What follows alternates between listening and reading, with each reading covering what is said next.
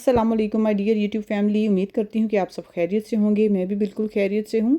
तो जी आज का ये व्लॉग किस अबाउट है ये तो आप लोगों ने थंबनेल पर देख लिया होगा। तो मैं आज आपसे एक ऐसा वजीफ़ा शेयर करने वाली हूँ जिसके बाद मेरा नहीं ख्याल कि आपको किसी भी वजीफ़े की ज़रूरत पड़ेगी। जब जब आपको मुश्किल पेश आएगी, जब जब आपका कोई बड़ा मकसद होगा, बड़े मकसद में आपको कामयाबी चाहिए होगी, मैं शर्त लगा सकती हूँ कि आप यही वजीफ़ा करेंगे इंशाल्लाह। ये वजीफ़ा एक ऐसी नमाज के मुतालिक है जिस नमाज के बारे में कहा जाता है कि अगर आपसे पूरी ज़िंदगी में एक दफ़ा भी कर लेते हैं तो वो आपके लिए काफ़ी होती है।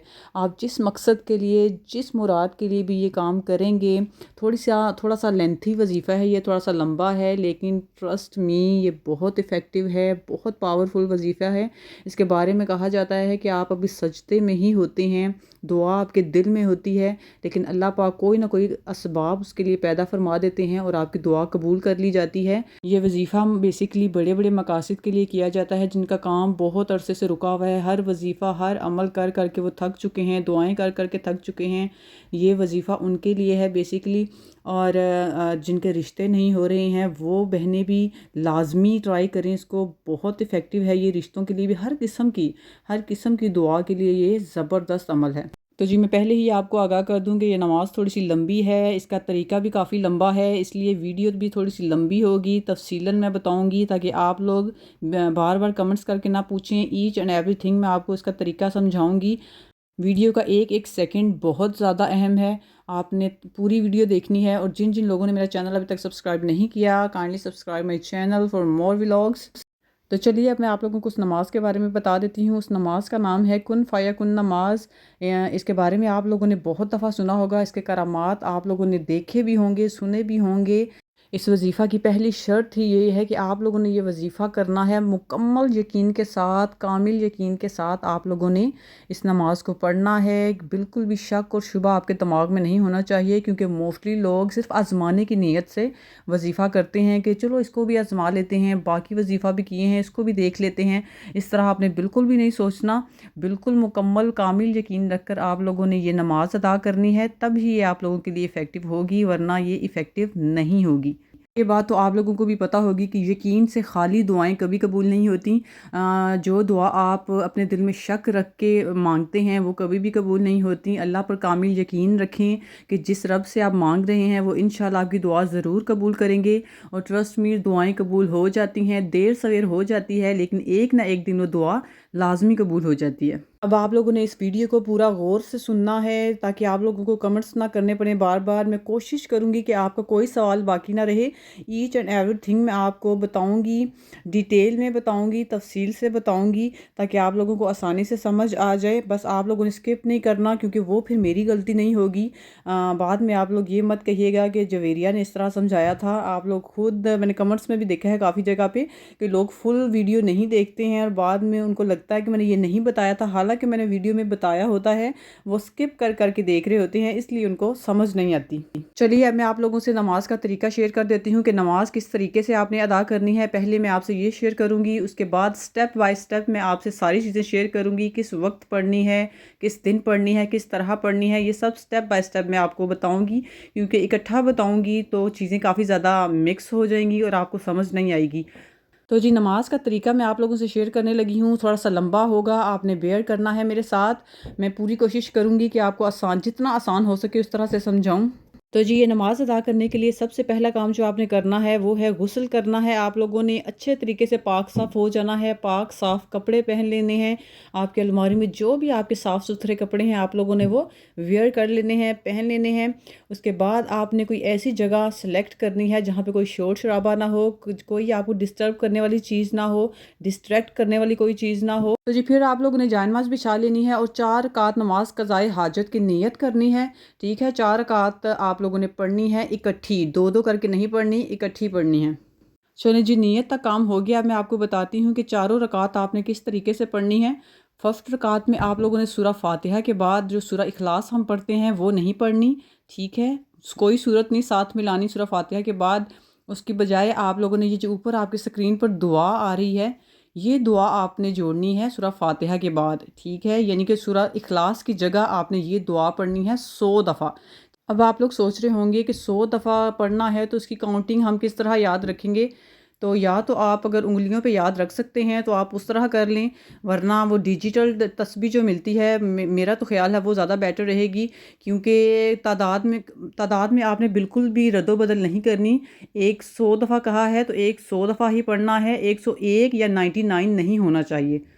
دوسری رکعت میں آپ لوگوں نے سورہ فاتحہ کے بعد جو میں اسکرین پر دعا دکھا رہی ہوں یہ پڑھنی ہے 100 دفعہ، ٹھیک ہے؟ کسی بھی رکعت میں سورہ اخلاص آپ نے ساتھ نہیں جوڑنی، ان کی جگہ یہ دعائیں جوڑنی ہیں جو میں آپ کو اسکرین پر دکھا رہی ہوں، ٹھیک ہے؟ یہ دوسری رکعت پہ آپ نے یہ والی دعا پڑھنی ہے۔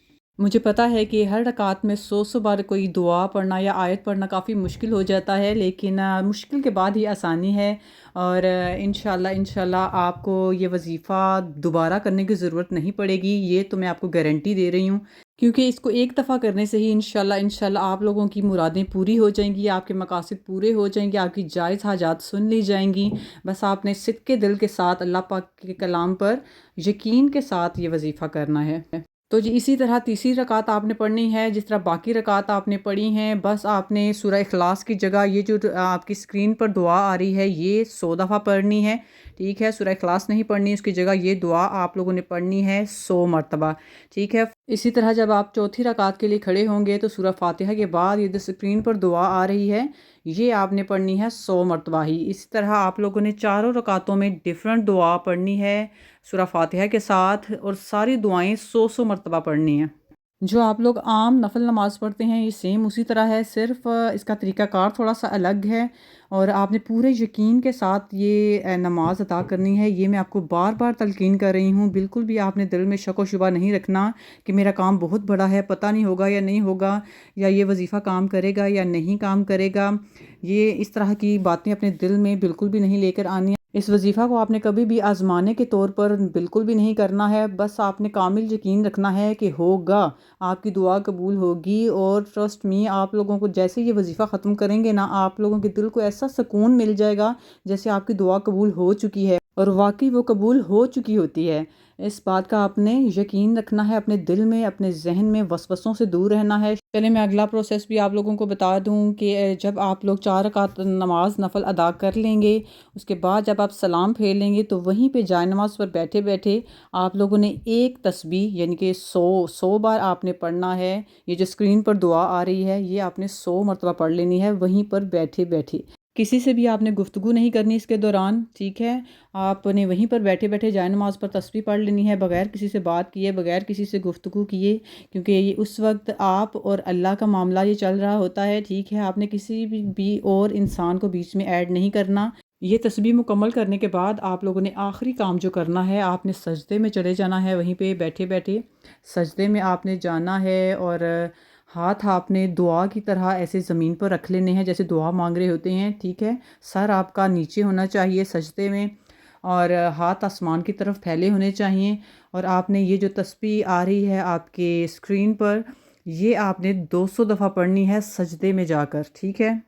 بہت ہی توجہ کے ساتھ آپ لوگوں نے سارا یہ پروسیس کرنا ہے، سارا وظیفہ آپ نے بہت توجہ اور دھیان کے ساتھ کرنا ہے، کوئی بھی نمبرنگ اوپر نیچے نہیں ہونی چاہیے، ٹھیک ہے؟ اس لیے میں بار بار کہہ رہی ہوں کہ ایسی جگہ سلیکٹ کیجئے گا کہ جہاں پہ آپ کو ڈسٹریکٹ کرنے والی کوئی چیز نہ ہو، جہاں پہ آپ بیٹھ کر بھولیں نہ کہ میں نے کتنا پڑھا تھا یا کتنا چھوڑا تھا، ایسا کچھ بھی نہیں ہونا چاہیے۔ جب یہ آپ تسبیح مکمل کر لیں گے تو جب آپ اٹھیں گے سجدے سے تو ٹرسٹ می آپ کو ایسا سکون آئے گا دل کو جیسے آپ کی دعا قبول ہو چکی ہے، اور وہ دعا قبول ہو چکی ہوگی، آپ کو جلد دکھا دیا جائے گا کہ آپ کی قبول ہو چکی ہے دعا، الحمدللہ۔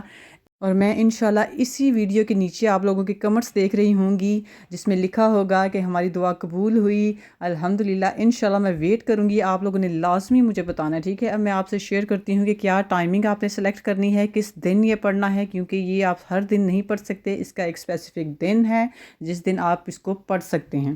اور مجھے امید ہے کہ آپ کو طریقہ اچھے طریقے سے سمجھ آ گیا ہوگا، اور مجھے بار بار کمنٹ سیکشن میں نہیں بتانا پڑے گا، میں نے اپنی طرف سے پوری کوشش کی ہے کہ آپ لوگوں کو صحیح طرح سے سمجھا سکوں، اور اس سے آسان وے میرے پاس نہیں تھا سمجھانے کا، تو آئی ہوپ آپ لوگوں کو سمجھ آئی ہوگی۔ تو چلیں اب میں آپ کو بتا دیتی ہوں کہ یہ وظیفہ آپ نے کس دن کرنا ہے۔ آپ نے یہ وظیفہ کرنا ہے جمعے کو، جمعے کی رات کو آپ نے یہ وظیفہ کرنا ہے، یعنی کہ جمعے رات اور جمعے کی درمیانی شب جو ہوتی ہے اس میں آپ نے یہ وظیفہ کرنا ہے، یعنی جمعرات ختم ہو جاتی ہے نا رات 12 بجے، اس کے بعد جو ٹائمنگ شروع ہوتی ہے وہ جمعے کی شب کاؤنٹ ہوتی ہے، ٹھیک ہے؟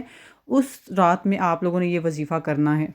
میری مانے تو بہترین وقت جو ہے وہ تہجد کا ہے۔ آپ ٹائمنگ جو مرضی سلیکٹ کر سکتے ہیں جمعے کی شب میں، لیکن میری مانے تو تہجد کا ٹائم سلیکٹ کریں، کیونکہ وہ بہت ہی زبردست ٹائم ہے کسی بھی دعا کی قبولیت کے لیے، کسی بھی وظیفہ کی قبولیت کے لیے، ہر اس چیز کے لیے جو اللہ سے اٹیچ ہے، کیونکہ وہ تہجد ایک لاڈلی عبادت ہے، آپ لوگوں کو بھی پتہ ہے۔ تو اس وقت تو ویسے ہی دعائیں اتنی زیادہ قبول ہوتی ہیں، تو اگر آپ یہ وظیفہ بھی اسی ٹائم پہ کریں گے تو 2 کی پاور آ جائے گی، یعنی کہ تہجد کا ٹائم بھی ہوگا اور وظیفے کی پاور بھی ہوگی، تو انشاءاللہ آپ کو جلد از جلد اس وظیفہ کے رزلٹ نظر آ جائیں گے۔ امید کرتی ہوں کہ آپ کو آج کا ولاگ بھی میرے باقی ولاگز کی طرح پسند آیا ہوگا۔ اگر پسند آیا ہو تو لائک کمنٹ لازمی کیا کیجیے، subscribe my channel for more vlogs, bell icon press کرنا مت بھولیے گا، اور دعا ہے کہ جو یہ وظیفہ کرے اسی دن اس کو قبولیت کی بشارت مل جائے، قبولیت کی خوشخبری مل جائے، آمین۔ اللہ حافظ۔